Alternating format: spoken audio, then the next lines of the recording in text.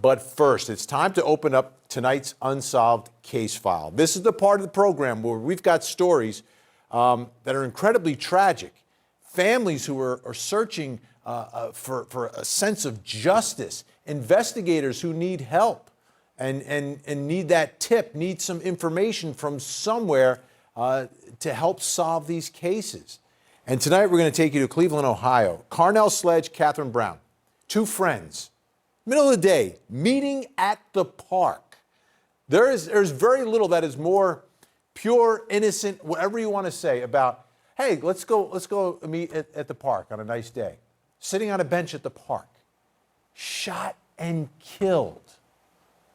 And this took place 2 years ago. It was June 4th, 2019.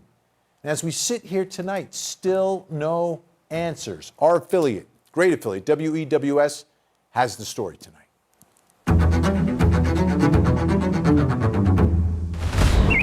For most, it was an ordinary Tuesday afternoon in Cleveland.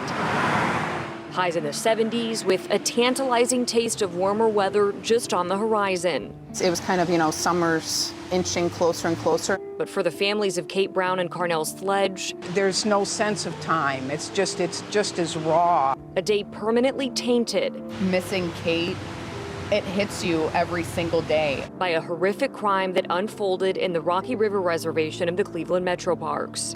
Whoever committed this crime either is the luckiest person in the world or executed this perfectly. For Brown's family, her birthday's coming up in October. Yeah, October 12th. It's the day their world turned on its axis. It's just so incredibly painful. It impacts every facet of your life. I look out and see families, young families, and Kate's not here. Forced to navigate the insufferable, cyclical 5 stages of grief over the last 2 years. We're all figuring out how as a family to stay as close as we all have always been, despite the fact that a huge part of us is gone. After Brown and Sledge were shot to death in broad daylight in the Metro Parks. First came denial. I don't think of Kate having been murdered because it's too painful. And as reality began to sink in, it's almost like you're internally bleeding. Anger reared its head. It's the worst feeling in the world. And I, wouldn't wish that on anyone. After 731 days with no answers, the Brown family still finds themselves bargaining, pleading. We wake up every day, not only ridden with grief, but constantly questioning how and why 2 wonderful people had been gunned down. We are here today at this press conference to plead with anyone who has information to please come forward. There's no evidence, and there hasn't been a single suspect. For Kate's younger sister, Alex Zuban, depression and despair creep in. Sometimes when she least expects it. You deal with the pain, but it never, ever, ever ceases to feel, and it takes your breath away. It doesn't make sense. Most of these stories, they don't make sense. But someone's got information out there. If that is you, have the courage. Make the call, 216-252-7463, 216-252-7463. That's Crime Stoppers. There are 2 families who are hurting, absolutely hurting. And you have to put it in perspective, what this means, what this does to a family. I mean, Kate, Carnell aren't coming back. That part of their lives is gone forever, that huge void. But then to not know what happened, to not know why it happened, and to know that whoever is responsible is walking around free. So make that call. We posted the story on my Facebook page. Please share it. Let's get the word out. Let's bring in our special guest joining us tonight. In Cleveland, Ohio, Special Agent in charge of the FBI's Cleveland Division, Eric Smith, is with us. Also joining us once again in New Haven, Connecticut is retired FBI Special Agent and Senior Lecturer at the University of New Haven, Kenneth Gray. Great to have you both here. Eric, let me begin with you. Rocky River Reservation. Can you describe this for folks who've never been there? And this was the middle of the day, right? It's a beautiful day. First of all, thanks for having us. What a worthy unsolved case to talk about. And to your point, the Rocky River Reservation is a beautiful reservation just outside of Cleveland. It was a wonderful day, as your intro said. It was just starting the summer, and it was just a beautiful day and lots of folks and lots of activity there on the reservation. Lots of folks, lots of activity, but not lots of witnesses necessarily, Eric? That's right. Unfortunately, not any witnesses that we can identify. We do believe somebody has information that could lead us to the individual or individuals responsible for these murders, and we're asking anybody that has even just the slightest bit of information, even if you don't think it's important, please come and talk to us. And I saw the number that you put out there earlier. We'd also like to add the 1-877 FBI Ohio number, which is manned and monitored 24/7. So please like to add that number to your list of notification possibilities. Absolutely, 1-877 FBI Ohio. Kenneth Gray, I'm interested in your initial reaction to this story and what you think may have been going on here. Good evening, Vinny. As we've talked about before, you have the evidence that was collected at the time of the event. And so there's not a lot that has been shared with the public as far as evidence that was collected. That may be because there wasn't a lot of evidence there to be collected at this scene, for this double homicide scene. So there's not a whole lot to work with. So really, you rely upon the public, people that may have information to come forward to be able to share what they know about this case, because at the moment, there's not a whole lot to go on. Yeah, Eric, my gut is telling me these are two really good people that, you know, hey, let's meet in the park, and they're just in the park.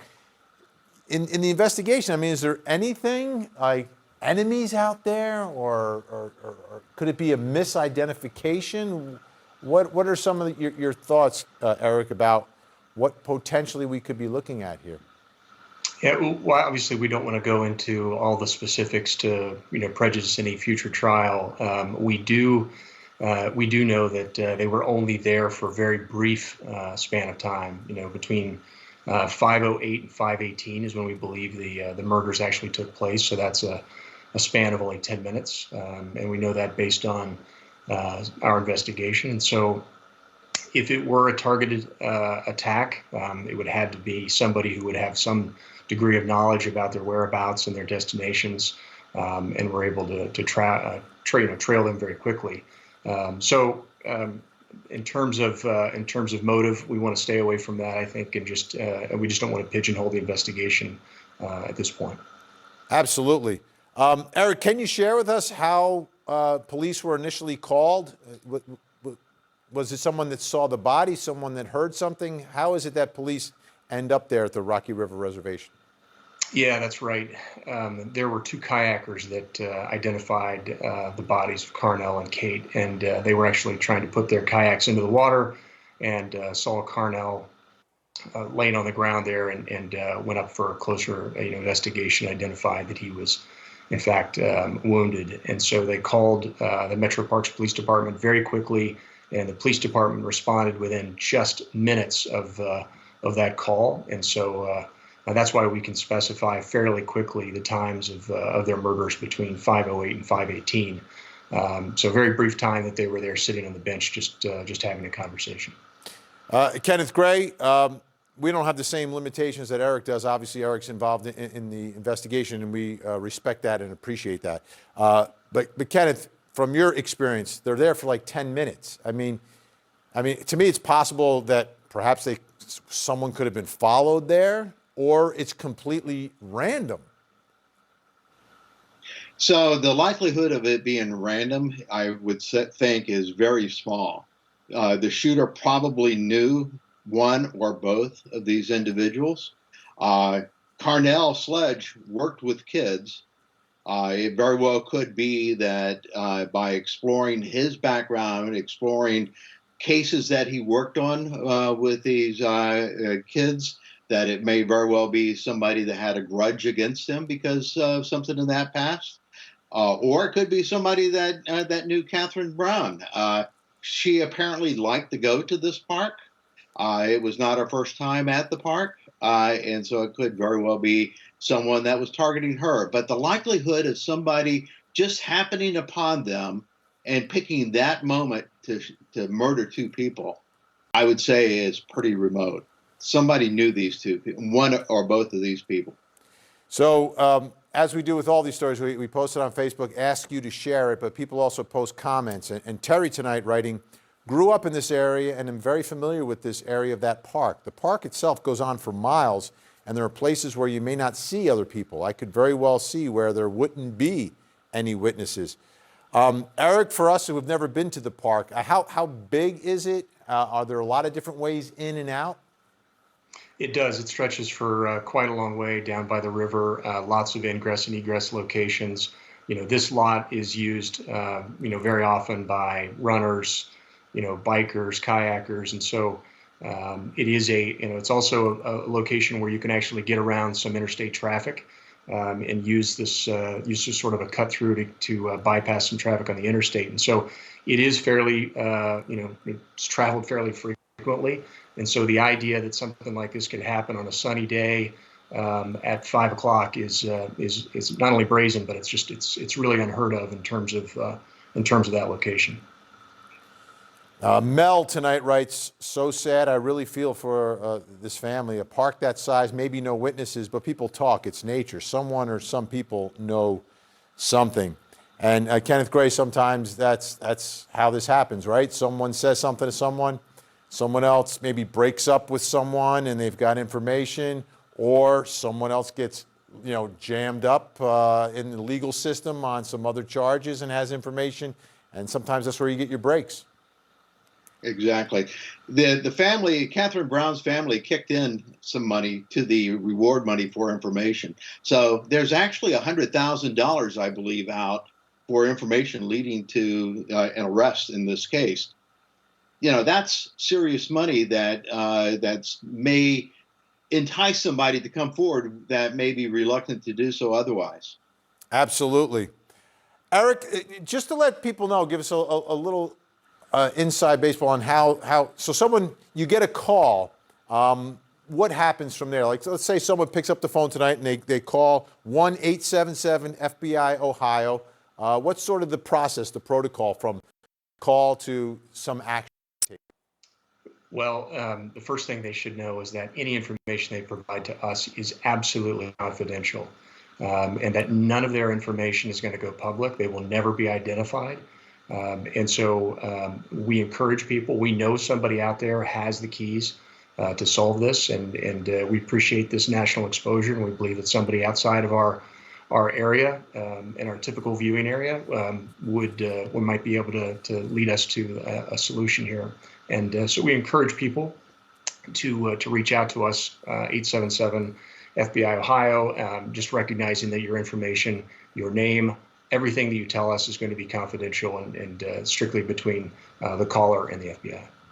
And it's absolutely the right thing to do. You look at these two young people, had incredible lives in front of them, and cut short on a beautiful day in June at the park. Kenneth Gray, from your experience, how much does it mean to families when they do get at least a sense of justice, right? You're not going to get your loved one back. You don't get what we call closure. But when they get that sense of justice that, hey, the case has been solved, the questions have been answered, and they get a sense of justice.